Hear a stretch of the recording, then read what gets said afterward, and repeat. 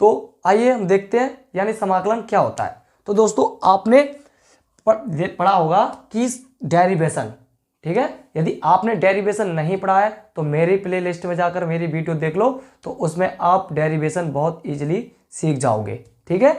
तो समाकलन जो होता है वो डेरिवेशन का व्युत्क्रम होता है, ठीक है ना, यानी उल्टा होता है, ये सभी जानते होंगे, ठीक है। अब ये उल्टा कैसे होता है, ठीक है ना, यानी बोले तो डेरिवेशन से समाकलन के फॉर्मूले कैसे बने, तो देखिए जैसे आपने सीखा था दोस्त कि d/dx किसका, साइन एक्स का, कि साइन एक्स का अवकलन क्या आता है, कि साइन एक्स का अवकलन आता है कॉस एक्स, ठीक है ना। लेकिन अब मैं इंटीग्रेशन की बात करूंगा तो इसका मतलब कि डेरिवेशन का क्या होता है, वो व्युत्क्रम होता है।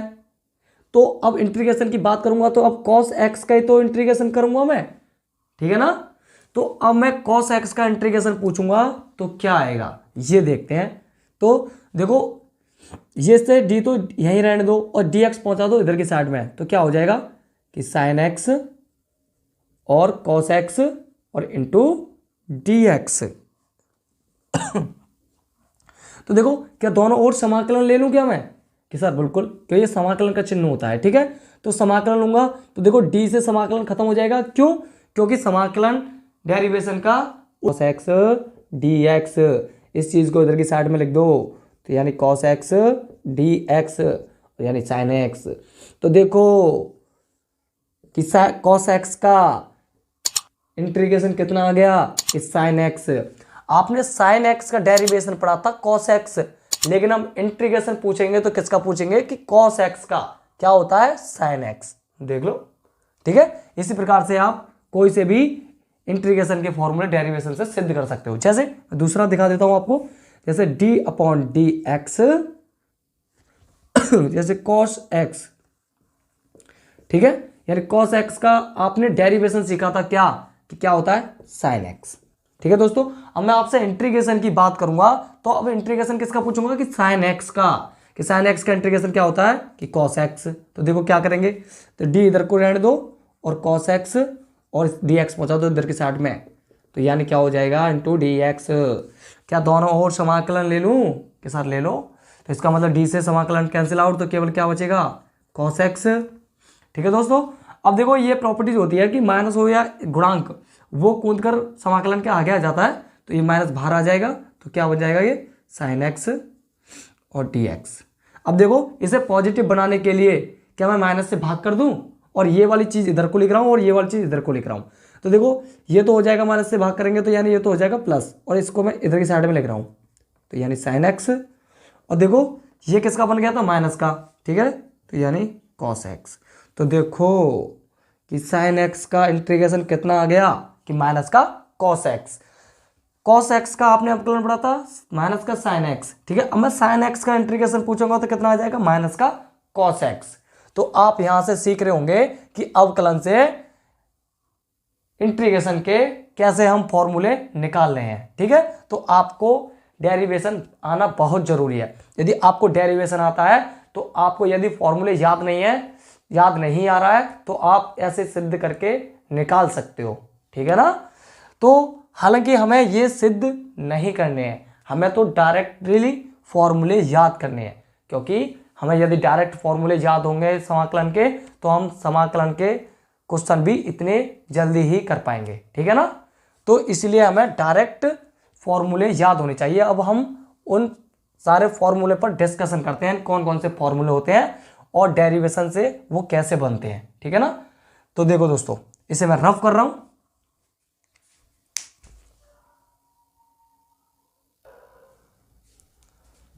तो देखो दोस्तों पहला समाकलन क्या, कि पहला समाकलन x की पावर n का और dx, इसका मतलब यह है कि x के सापेक्ष हम समाकलन कर रहे हैं, कि कोई भी फंक्शन हमारा क्या दे रखा होगा, x में दे रखा होगा, तो उसका x के सापेक्ष ही समाकलन कर रहे हैं, ठीक है। तो इसका क्या आता है कि x की पावर n+1 और अपॉन n+1, ठीक है दोस्तों। और होता है प्लस का c। अब ये प्लस का c कहाँ से आया, कि देखो हमने एक डेरिवेशन पढ़ा था किसका, कि कांस्टेंट का, जो क्या आता है सर, कि कांस्टेंट का हमने 0 पढ़ा था। अच्छा, तो बिल्कुल ठीक है। अब 0 का इंटीग्रेशन पूछूंगा ना मैं आपसे, क्योंकि डेरिवेशन का है तो व्युत्क्रम होता है डेरिवेशन, यानी डेरिवेशन व्युत्क्रम होता है ना इंटीग्रेशन का, तो इसका मतलब 0 का पूछूंगा तो कितना हो जाएगा कांस्टेंट।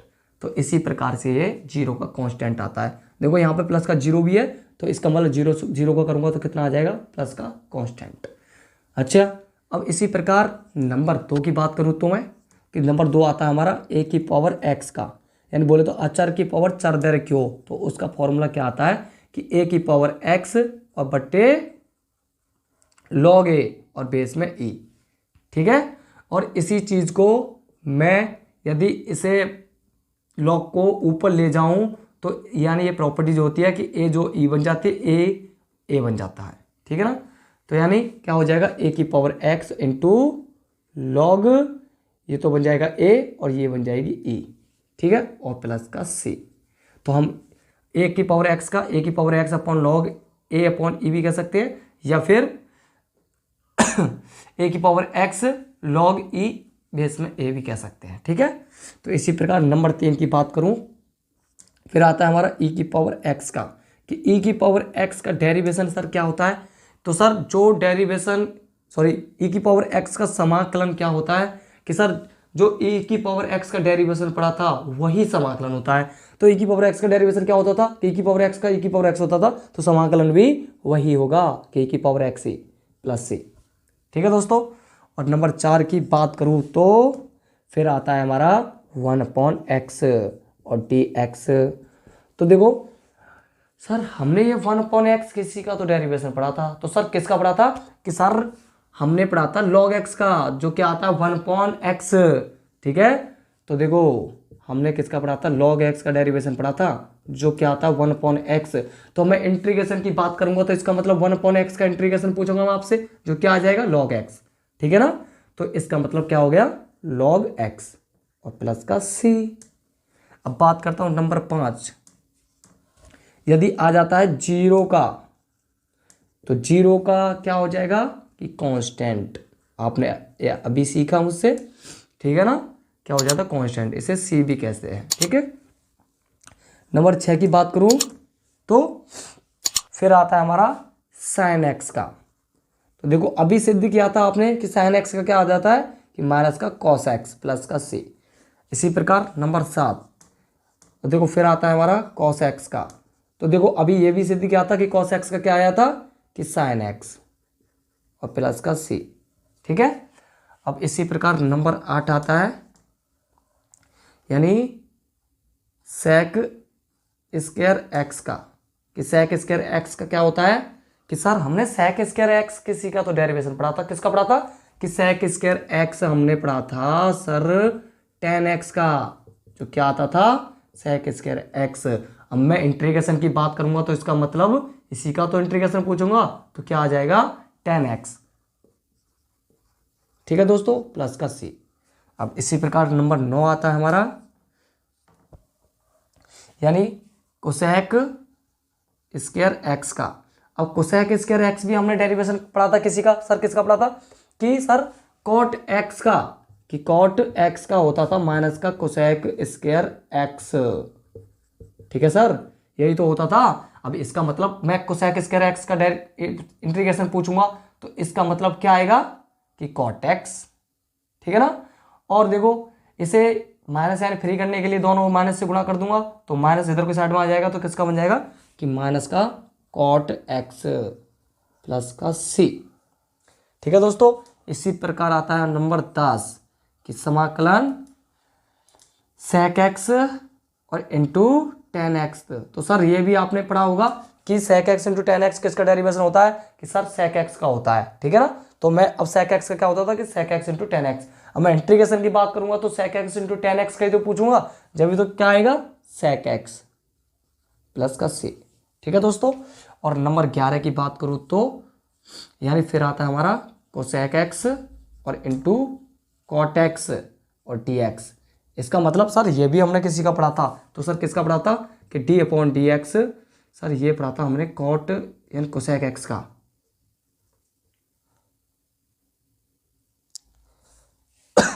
कोसेक एक्स का।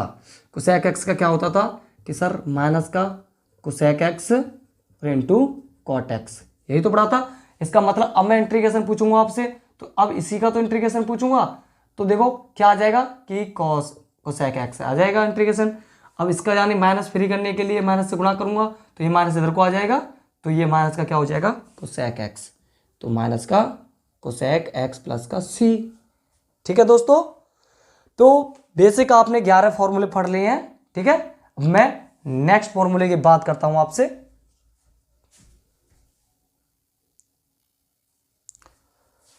तो देखो दोस्तों, आपने यहां से सीखा होगा कि अगर हम पे डेरिवेशन के सारे फॉर्मूले याद हैं तो आप इंटीग्रेशन के भी फॉर्मूला इजीली यूं ही बना लोगे। ठीक है ना, हालांकि आपको याद होंगे तो और अच्छी जल्दी से क्वेश्चन हो जाएंगे। ठीक है, मैं 12वें की बात करता हूं। ठीक है, जो क्या आता है कि आपने इनवर्स ट्रिगोनोमेट्रिक फंक्शन के डेरिवेशन पढ़ते तो क्या पढ़ा था कि सर मैंने पढ़ा था कि साइन इनवर्स एक्स का क्या होता था कि 1/√में एक्स यानी 1 माइनस एक्स स्क्वायर।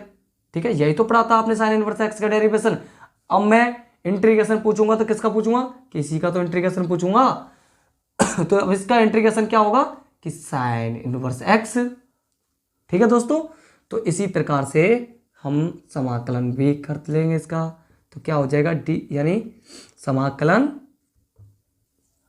समाकलन किसका पूछूंगा कि 1/1 प्लस एक्स स्क्वायर और डी एक्स, सॉरी यानी समाकलन 1/√में 1 माइनस एक्स स्क्वायर और डी एक्स, इसका समाकलन पूछूंगा तो क्या आ जाएगा कि साइन इनवर्स एक्स और प्लस का सी। अब इसी प्रकार से आपने एक और पढ़ा था कि यदि इसमें माइनस लग जाए, यदि इसमें माइनस लग जाए तो वो किसका डेरिवेशन होता था कि सर वो कॉस इनवर्स एक्स का पढ़ा था हमने। तो ठीक है किसका होता था कि कॉस इनवर्स एक्स का होता था। अब इसका मतलब यहाँ से मुझे माइनस का कॉस इनवर्स एक्स का भी है और यही फॉर्मूला साइन इनवर्स एक्स का है, इसीलिए मैं इसको लिख सकता हूँ क्या कि ये फॉर्मूला साइन इनवर्स एक्स का भी है और माइनस का कॉस इनवर्स एक्स का भी है और प्लस सी। ठीक है दोस्तों, इसी प्रकार नंबर 13 की बात करता हूँ मैं। तो देखो समाकलन 1/1 प्लस एक्स स्क्वायर आता है। ठीक है, तो देखो सर आपने ये 1/1 प्लस एक्स स्क्वायर किसका डेरिवेशन पढ़ा था, सर मैंने ये tan इनवर्स एक्स का पढ़ा था। ठीक है ना, तो इसका मतलब कि अब मैं इसका इंटीग्रेशन पूछूंगा तो क्या आ जाएगा कि सर tan इनवर्स एक्स आ जाएगा और प्लस का सी। ठीक है दोस्तों, अब आपने इससे नेक्स्ट पढ़ा था यदि इसमें माइनस लग जाए तो वो किसका हो जाता था कि सर वो कॉट इनवर्स एक्स का डेरिवेशन होता था। तो इसका मतलब अब मैं माइनस का 1/1 प्लस एक्स का पूछूंगा तो वो किसका आ जाएगा कि कॉट इनवर्स एक्स का। अब ये माइनस यहाँ से फ्री करूंगा तो हो जाएगा माइनस का कॉट इनवर्स एक्स, जस्ट इसी की तरह। तो इसका मतलब इसे मैं माइनस का कॉट इनवर्स एक्स का भी कह सकता हूँ। ठीक है ना, नंबर 14 है कि 1/ यदि मॉड एक्स और √ में एक्स स्क्वायर माइनस का 1 आ जाए और इसका इंटीग्रेशन पूछे तो कितना आएगा। तो सर हमने इसका डेरिवेशन यानी किसका पढ़ा था कि सर मैंने इसका सेक इनवर्स एक्स का पढ़ा था, तो अब मैं इसका इंटीग्रेशन पूछूंगा तो सेक इनवर्स सी तो आ जाएगा, तो सेक इनवर्स एक्स प्लस का सी। अब देखो दोस्तों इसमें माइनस लग जाता था तो इसका मतलब वो किसका डेरिवेशन हो जाता था कि कोसेक इनवर्स एक्स का हो जाता था, और यहाँ से माइनस फ्री करने के लिए उधर को पहुंचाएंगे तो क्या किसका बन जाएगा कि माइनस का कोसेक इनवर्स एक्स। नेक्स्ट हमारा आता है नंबर 15।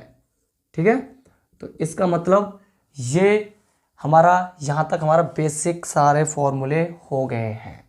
ठीक है, तो आपको ये फॉर्मूले बहुत ही अच्छी तरह से याद होने चाहिए। ठीक है, तो अब मैं 15 की बात करूँ।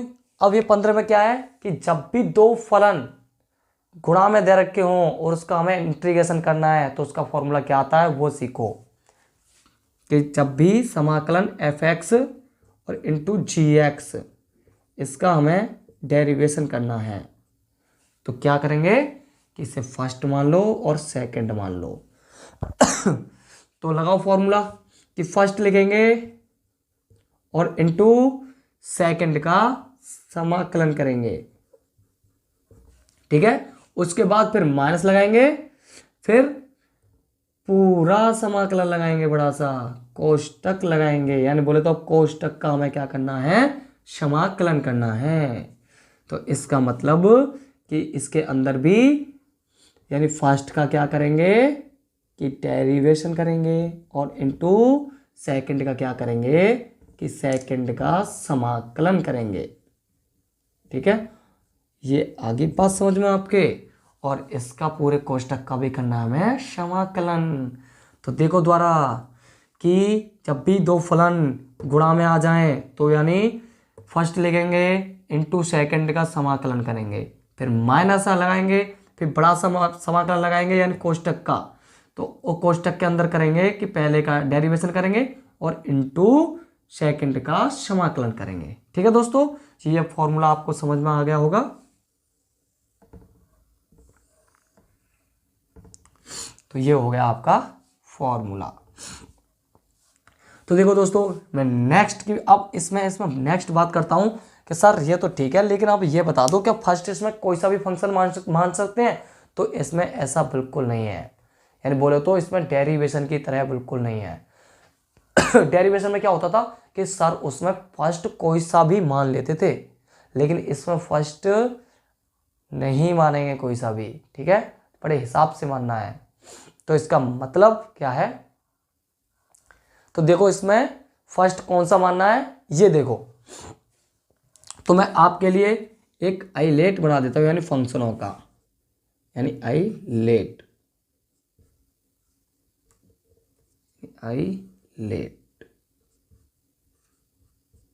ठीक है दोस्तों, ये फंक्शनों का एक पहला वर्ड होता है जिसे अरेंज किया गया है, यानी किसको फर्स्ट मानना है किसको सेकंड मानना है, इस तरीके से। ठीक है, तो मैं पहले फंक्शन लिख देता हूं सारे फंक्शन कि आई से क्या होता है कि आई से हमारे इनवर्स ट्रिकोमेट्री फंक्शन होते हैं। ठीक है दोस्तों, अब ये इनवर्स ट्रिकोमेट्री फंक्शन कौन से कि साइन इनवर्स एक्स और कॉस इनवर्स एक्स, इस तरह के हमारे क्या होते हैं कि इनवर्स ट्रिकोमेट्री फंक्शन। मैं बात करता हूं एल से, तो ये होता है हमारा लॉगरिथमेटिक फंक्शन, लॉगरिथमेटिक फंक्शन। ओके, लॉगरिथमेटिक फंक्शन कौन से होते हैं, जैसे लॉग वाले आ जाएं तो वो हमारे क्या होते हैं कि लॉगरिथमेटिक फंक्शन। ठीक है, इसी प्रकार ए से बात करूंगा तो ए से कौन से होते हैं कि एलजेब्रिक फंक्शन, यानी एलजेब्रिक फंक्शन। कि सर एलजेब्रिक फंक्शन कौन से होते हैं, जैसे पॉलिनोमियल फंक्शन होते हैं, बहुपदीय फलन। ठीक है ना, तो वो हमारे क्या होते हैं एलजेब्रिक फंक्शन, जैसे एक्स की पावर एन, या फिर यानी भिन्न फंक्शन हो, यानी पी अपॉन क्यू के रूप में फंक्शन दे रखा हो, वो भी हमारा एलजेब्रिक फंक्शन होगा। या फिर कांस्टेंट की बात करूं तो वो भी हमारा क्या होगा एलजेब्रिक फंक्शन होगा। ठीक है दोस्तों, मैं बात करता हूँ टी से, तो टी से बोले तो ट्रिगोमेट्रिक फंक्शन। अब ट्रिगोमेट्रिक फंक्शन कौन से होते हैं सर, इनवर्स ट्रिगोमेट्री, इनवर्स लग रहा था, यानी ट्रिगोमेट्री यानी बोले तो साइन एक्स और कॉस एक्स। ठीक है, इस तरह के हमारे क्या होंगे ट्रिगोमेट्री फंक्शन। और ई से बात करूं तो ये होता हमारा एक्सपोनेंशियल फंक्शन। ठीक है दोस्तों, तो इसका मतलब ये कौन से फंक्शन होते हैं कि जब भी अचर की पावर 4 हो वो हमारे एक्सपोनेंशियल फंक्शन कहलाते हैं। तो जैसे ए की पावर एक्स हो या 2 की पावर एक्स आ जाए या ई की पावर एक्स आ जाए, कि ई भी तो कांस्टेंट होता है ना, आप सभी जानते हैं, इसका मान शायद 2.7 ऐसा कुछ होता है ना। तो ये होता है हमारा एक्सपोनेंशियल फंक्शन। ठीक है दोस्तों, अब इसमें सर मानेंगे कैसे ये और बता दो। तो ठीक है दोस्तों, देख लो, जैसे जब भी दो फंक्शन दे रखे हों, जैसे इनवर्स ट्रिगोमेट्रिक फंक्शन दे दे, मैं दे दूं लॉगरिथमेटिक फंक्शन और एक दे देता हूं एलजेब्रिक फंक्शन इनटू में, तो इसका मतलब फर्स्ट को किसको मानेंगे कि लॉगरिथमेटिक फंक्शन को मानेंगे। क्यों, क्योंकि एलजेब्रिक फंक्शन से पहले आता है। ठीक है ना, इसी प्रकार से यदि मैं दे दूं एलजेब्रिक फंक्शन और ट्रिगोमेट्रिक फंक्शन, तो इसमें कौन से को फर्स्ट मानेंगे कि इसमें एलजेब्रिक फंक्शन को फर्स्ट मानेंगे। क्यों, क्योंकि इसमें ट्रिगोमेट्रिक फंक्शन से एलजेब्रिक फंक्शन पहले आता है। तो दोस्तों आपने ये समाकलन के फॉर्मूले सीख लिए होंगे, तो उम्मीद है कि आपको इन फॉर्मूला में याद करने में कोई भी परेशानी नहीं आए। ठीक है। तो दोस्तों बस आप याद रखो कि आपको डेरिवेशन, तो दोस्तों आपने ये सारे फॉर्मूले इजीली कवर कर लिए होंगे, तो आपको आज के बाद फॉर्मूले में कभी भी दिक्कत नहीं आएगी। ठीक है ना। तो आप इसी तरीके से समझते हुए फॉर्मूले को याद करो। ठीक है। तो आपको फॉर्मूले बहुत जल्दी याद हो जाएंगे। ठीक है। ये बात आपको याद रहे कि ये फॉर्मूले आपको याद करने हैं। क्यों? क्योंकि ये आपको यदि फॉर्मूले याद हैं तो आप इंटीग्रेशन के क्वेश्चन बहुत इजीली कवर कर लोगे जल्दी ही। ठीक है ना। क्योंकि यदि याद नहीं होंगे तो फिर सिद्ध करेंगे तो टाइम लगेगा, इसीलिए ये फॉर्मूले याद रखो डायरेक्ट, और क्वेश्चन हम जल्दी जल्दी सॉल्व करेंगे, है कि नहीं। तो अब हम यानी समाकलन हम नेक्स्ट वीडियो में सीखेंगे कि कैसे करते हैं। ठीक है। और उसी वीडियो में हम यानी एक्सरसाइज स्टार्ट करेंगे, यानी 7.1 यानी कक्षा 12 गणित के अंतर्गत 7.1 एक्सरसाइज हम स्टार्ट करेंगे, और उसी में हम समाकलन सीखेंगे कि समाकलन करते कैसे हैं। तो दोस्तों आपने इस वीडियो से देखा होगा कि यार समाकलन के फॉर्मूले कुछ भी नहीं है यदि इंटीग्रेशन के फॉर्मूले आते हैं, है कि नहीं। तो बस यही है कि यदि हमें छोटी छोटी चीज़ पता है तो बड़ी चीज़ तो अपने आप ही पता चल जाती है कि नहीं। तो इसका मतलब आपने ये बात नोट करी होगी कि बेस आएगा तो समझो कि आप कोई सा भी टॉपिक कवर कर लोगे, है कि नहीं।